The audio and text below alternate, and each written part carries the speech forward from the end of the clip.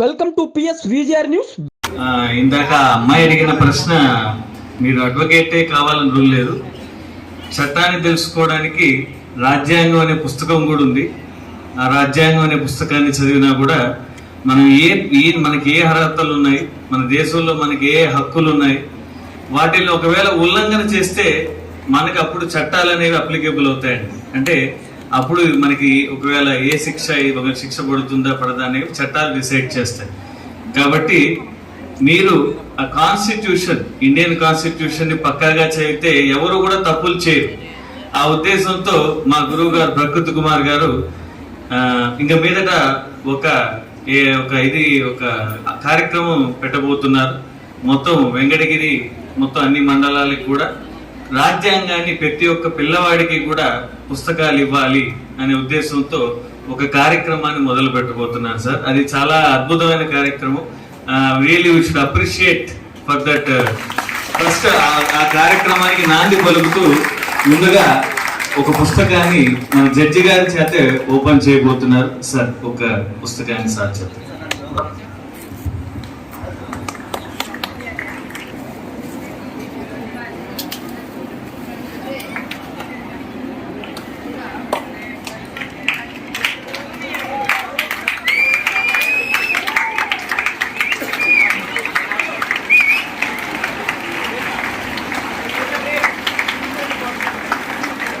వాళ్ళకి ఇవ్వాల్సిందిగా జడ్జి గారి మీద చేతులు మీద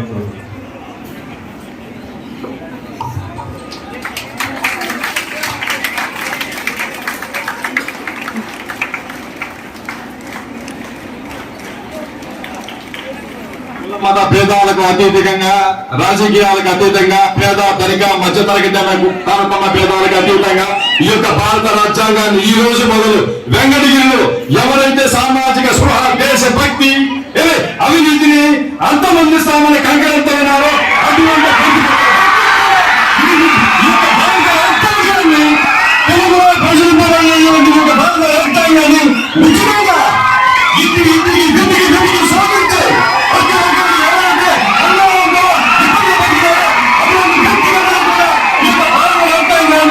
అందిస్తానని ఆ పిల్లల మీద యొక్క పీఠం మీద ప్రమాణం చేసి నేను చెప్తాను. Thank you very much.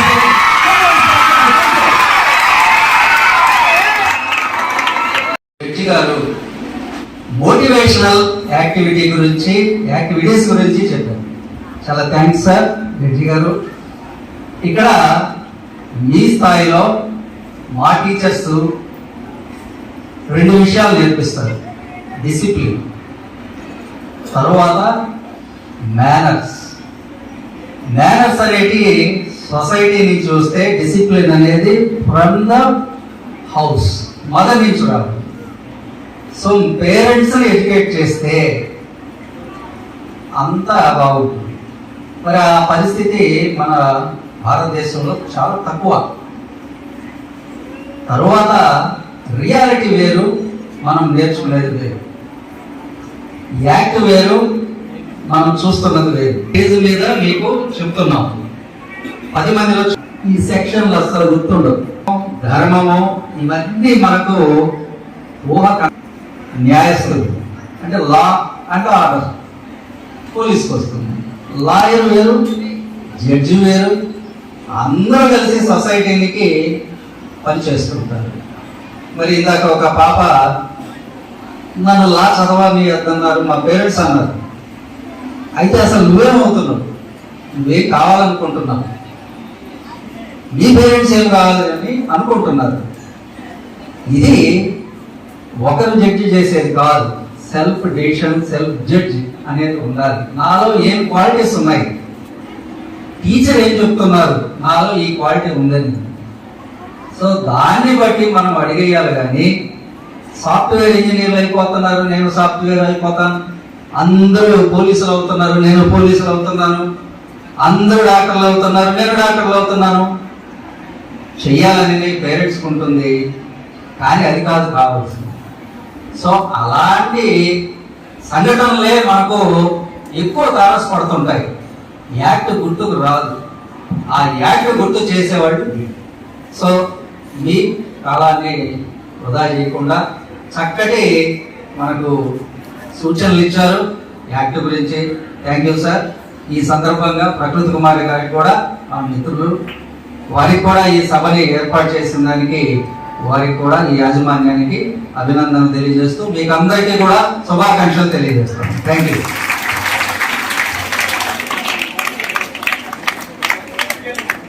Muralidhar సార్కి, అలాగే మన ఏపీపీ ప్రకృతి కుమార్ సార్కి, అలాగే మిగతా పెద్దలందరికీ, కాలేజీ యాజమాన్యానికి మరియు అన్ని స్కూల్స్ కాలేజ్ నుంచి వచ్చిన మీ అందరికి కూడా నా ధన్యవాదాలు తెలియజేస్తున్నాను. సారు తక్కువ సమయంలో కూడా మీకు అంత వివరంగా చెప్పారు, ఇంకా ప్రత్యేకంగా చెప్పనవసరం అయితే ఏం లేదు. మీరు కూడా సార్ మంచి మంచి క్వశ్చన్లు అడిగారు. డైయింగ్ లిక్విడేషన్ అంటే ఏమిటి అని, మరణ వాంగ్మూలం ఐఏ 32 యాక్ట్ ప్రకారం అది మరణ వాంగ్మూలం మనం తప్పనిసరి పరిస్థితుల్లో అంటే చివరి క్షణంలో చేస్తూ ఉంటాము. అది ఏంటంటే దాని ముఖ్య ఉద్దేశము చనిపోయే ముందు ఏ వ్యక్తి కూడా అబద్ధము చెప్పడు అనే కాన్సెప్ట్ మీద దాన్ని పక్కా మనం పరిగణలోకి తీసుకుంటాము. అలాగే మన పాప ఒకళ్ళు అడిగారు, ఆడవారిని మనం అరెస్ట్ చేసే ముందు ఎటువంటి ప్రొసీజర్ ఫాలో అవ్వాలని. ఆడవారిని అరెస్ట్ చేసేటప్పుడు కూడా మనం కంపల్సరీగా ఒక ఉమెన్ ఆఫీసర్ అయితే కంపల్సరీగా ఉండాలి. అది కూడా మార్నింగ్ 6 నుంచి ఈవినింగ్ 6 అంటే సూర్యోదయం నుంచి సూర్యాస్తమయం లోపే మ్యాక్సిమం ఆడవారిని మనం అరెస్ట్ చేయాల్సి ఉంటుంది. అది కూడా ప్రొసీజర్ మనం ఫాలో అవ్వాల్సి ఉంటుంది. అదేవిధంగా ఇంకొక తమ్ముడు అడిగారు సార్ అరెస్ట్ చేసినప్పుడు కారణాలని. అరెస్ట్ చేసినప్పుడు కూడా కంపల్సరీగా మనం కారణాలు తెలియపరచాలి. ఎందుకు అరెస్ట్ చేస్తున్నాం అనేది కూడా తెలియపరిచి వాళ్ళ బంధువులు కానీ వాళ్ళ ఫ్రెండ్స్ కూడా అరెస్ట్ గల కారణాలు ఎందుకు అరెస్ట్ చేస్తామని మనం సిఆర్పిసి 50, 51, 58 ప్రకారం కూడా మనం అరెస్ట్కి గల కారణాలు తెలియపరిచే తీసుకొస్తాము. అది కూడా మనకు చట్టంలో అన్ని ప్రొసీజర్ ప్రకారమే ఫాలో అవ్వాలి. కొన్ని సమయాల్లో మనం కొన్ని సమయం అనుకూలించిన సమయాల్లో రాత్రులు కూడా చేస్తుంటాం. అది అవుట్ ఆఫ్ లా అలాంటివి కూడా కొన్ని జరుగుతూ ఉంటాయి. ఏదైనా చట్టాన్ని మీరు చేస్తే అది పోలీస్ అయినా ఇంకొకరైనా చట్టానికైతే ఎవరు అతీతులు కాదు. అలా చేసినప్పుడు మీరు కూడా క్వశ్చన్ చేయొచ్చు. దానికి మేము హాజరవ్వాల్సిన బాధ్యత ఉంటుంది. నా సార్ చెప్పారు మనకి ఫండమెంటల్స్ రైట్స్ మనకి రాజ్యాంగంలో ఇచ్చినారు. ఆ రైట్స్ ప్రకారం ఆర్టికల్ 32, 226 ప్రకారం హైకోర్టుకి సుప్రీంకోర్టుకి కూడా మనం వెళ్ళొచ్చు. ఎవరి మీదైనా మనం సవాల్ చేయొచ్చు అనమాట. ఇలా చట్టంలో చాలా ఉన్నవి. దాన్ని మనకి ఒక వ్యక్తికి ఏదైనా ఒక అన్యాయం జరిగింది, అవమానం జరిగిందంటే నువ్వు ఎక్కడికైనా వెళ్ళి పోరాడవచ్చు. సార్ మనకి చాలా చక్కగా చెప్పారు. ఇలాంటి అవకాశాలు మీరు వినియోగించుకొని అదేవిధంగా భవిష్యత్తులో కూడా మీరు ఏవి అవ్వాలి అనేది మీరు నిర్ణయించుకొని మనం ఏ రంగంలోనైనా మనలో సామర్థ్యం ఉంటే మనం ఏ రంగంలోనైనా రాణించవచ్చు. ఈ రంగం అనేది ఏం లేదు. ప్రతి రంగంలో కూడా మంచి ఆపర్చునిటీస్ ఉన్నాయి, మంచి పోస్టులు ఉన్నాయి. కాబట్టి దయచేసి మీరందరూ కూడా మంచిగా సార్ చెప్పిందంతా మంచిగా తీసుకొని మంచిగా చదివి మీ ఇన్స్టిట్యూషన్లకి మీ సార్లకు అందరికి మంచి పేరు తెస్తూ గొప్ప వాళ్ళు అవుతారని ఆశిస్తూ సెలవు తీసుకుంటున్నాను. Thank you sir. చివరిగా ప్రకృతి కుమార్ సార్కి, ఎస్ఐ గారికి, ఇతర IHT సిబ్బందికి, ఈ యొక్క స్కూల్ యాజమాన్యం అందరికీ నా నమస్కారాలు. నేను ఒకే ఒక చిన్న డెఫినేషన్ చెప్తాను. మీరంతా ఎడ్యుకేటెడ్ పీపుల్, మనమంతా కూడా లిటరేట్స్ అంటే చదవడం రాయగలుగుతాం. ఎడ్యుకేషన్ అంటే ఒక అద్భుతమైన డెఫినేషన్, వాల్యూ ఎడ్యుకేషన్ ఒక సబ్జెక్ట్ ఉంటుంది, అది ఇచ్చారన్నమాట, డిగ్రీలో ఉంటుంది. ఎడ్యుకేషన్ అంటే to understand, to living harmony at 4 levels: society, nature. ఈ 4 స్థాయిలో ఎవరైతే హార్మోనీగా ఉంటారో వాళ్ళే ఎడ్యుకేషన్ పర్సన్. అంటే ఎడ్యుకేషన్ అంటే చదవడం రాయడం కాదు. ఒక లిటరేట్ చదవడం చేయగలుగుతాడు. చదువు సంస్కారం, చదువు వేరు సంస్కారం వేరు. ఏం చదవడం. ఫండమెంటల్ రైట్స్ గురించి కొన్ని ఇంపార్టెన్స్ చెప్తారా? ముందు ఫండమెంటల్ రైట్స్ తెలుసా? తెలుసు. Freedom of speech. ఇప్పుడు మాట్లాడదా ఫ్రీగా మాట్లాడి చేయమని ఇంకా ఫ్రీడమ్ ఆఫ్ స్పీచ్ కాదు సార్. పక్కవాడిని బాధ పెట్టకుండా, హర్ట్ చేయకుండా, పక్కవాడి ఫ్రీడమ్ డిస్టర్బ్ చేయకుండా చేస్తారంటే freedom fundamental right, freedom of speech కావచ్చు, ఫ్రీడమ్ ఆఫ్ ఎక్స్ప్రెషన్ కావచ్చు, ఇవన్నీ కూడా ఈ ఫండమెంటల్స్ మాత్రం వైలేట్ చేస్తాయి. ఎవరైతే బలవంతంగా మాట్లాడమని చేస్తాడు. మీడియా వాళ్ళు మీరు టీవీలో అంతా చూస్తుంటారు, మీడియా కొందరు కేసులు మీడియా మాట్లాడారు ఫ్రీడమ్ ఆఫ్ స్పీచ్ అని. చాలా కేసుల్లో పోలీసులు ఎంక్వైరీ తీసుకొచ్చినప్పుడు సైలెంట్ కూడా ఫ్రీడమ్ ఆఫ్ స్పీచ్ కింద వస్తుంది. ఇప్పుడు చెప్పాల్సిన అవసరం లేదు అనుకోండి, అని వాళ్ళు బలంతో చెప్తారు కూడా లేదు. అందుకు వేరే వేరే పద్ధతులు వచ్చారు చెప్పదు. సో నువ్వు నీకు కావాల్సిన ఇండస్ట్రీ పెట్టుకోవచ్చు, నీకు కావాల్సిన చోటు చదువుకోవచ్చు, ఇవన్నీ ఫండమెంటల్స్ కింద వస్తాయి. నువ్వు ఫ్రీడమ్ నువ్వు ఎక్కడ బతకాలి అక్కడ బతకవచ్చు. ఈ స్టేట్ ఉంటే ఇంకో స్టేట్ ఉండకపోతే ఏం లేదు, ఎక్కడైనా ఉండొచ్చు. నీ ఇష్టం ప్రొఫెసర్ లీగల్ ప్రొఫెసర్ ఏదైనా పాటించవచ్చు. ఎటువంటి అంటే ఇల్లీగల్ బిజినెస్ చేయకూడదు, ఇల్లీగల్ బిజినెస్ ఏదైనా చేయొచ్చు. ప్రపంచం కాలేజ్ ఇన్స్టిట్యూషన్ పెట్టచ్చు. కాన్స్టిట్యూషన్లో మీరు ఆర్టికల్ 40 అందరినీ చట్టం ఎప్పుడు సమాధానం చేస్తుంది. కొంత కానిస్టేబుల్ ప్రైమ్ మినిస్టర్ అంతా ఈక్వల్, చట్టం ఎవరు లేదు. ఎవరు తప్పు చేసినా శిక్ష పెట్టారు. ఆ చట్టం ప్రకారం ఏ చట్టం ప్రకారం తప్పు చేసినా ఆ చట్టం ప్రకారం. సో అందరూ సమానమే కాబట్టి కాన్స్టిట్యూషన్ లో మనకున్న రైట్స్ నేను చెప్పిన ఎగ్జాంపుల్ కొన్ని రైట్స్ ఎవరు వైలేట్ చేసినారంటే 2 ఆర్టికల్స్ ఉన్నాయి కాన్స్టిట్యూషన్ లో. 226 ఒక ఆర్టికల్ ఉంది. దాని కింద మనం ఏ ప్రదేశం ఉన్నామో ఆ ప్రదేశం ఒక హైకోర్టుకి పోవచ్చు.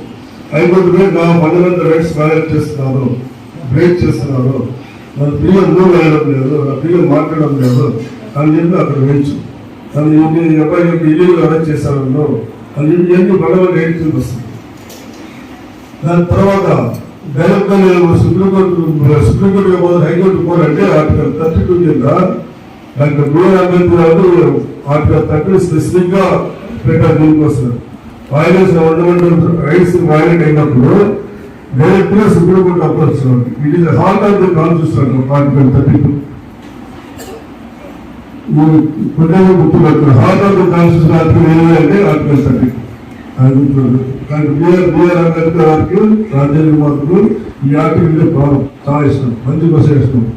సో ఈ 2 ఆర్టికల్స్ కింద మన సుప్రీంకోర్టుకు హైకోర్టుకు మన హక్కును కూడా పరిశీలించకపోయేదానికి మనకు అవకాశం ఉంటుంది.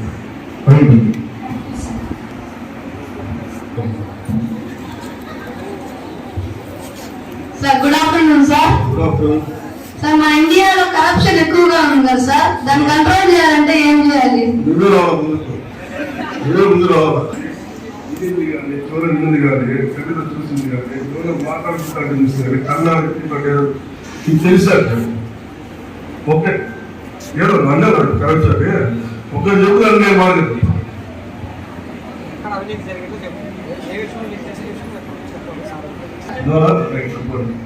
యూట్యూబ్ చూసి కాదు కదా, యూట్యూబ్ అందరూ చదువుతారు. తీసుకుంటున్నారా?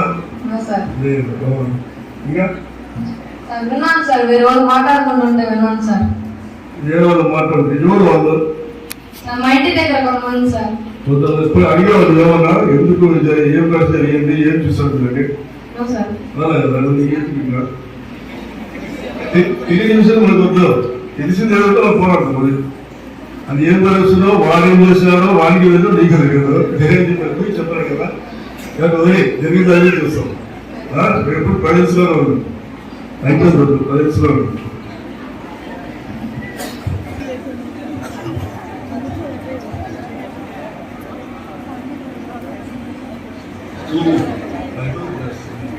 డబ్బులు తీసుకున్నప్పుడు ఎవరి మీద ఎటువంటి యాక్షన్ తీసుకుంటారు సార్? అది మర్డర్ చేసి స్టూడెంట్స్ మీద దోచేసి పోలీసులకు డబ్బులు ఇచ్చి స్టూడెంట్స్ అరెస్ట్ చేపిస్తారు కానీ తెలిస్తే ఎవరి మీద ఎటువంటి యాక్షన్ తీసుకుంటారు సార్?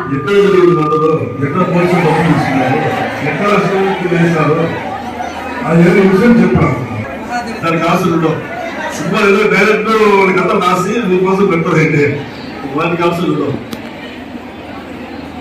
ఇండియాలో ఒక అమ్మాయి రేప్ చేసి బస్సులో చంపేశారు.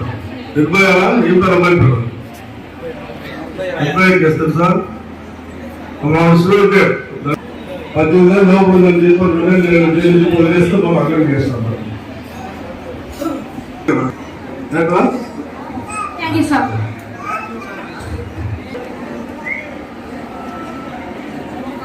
అడగండి.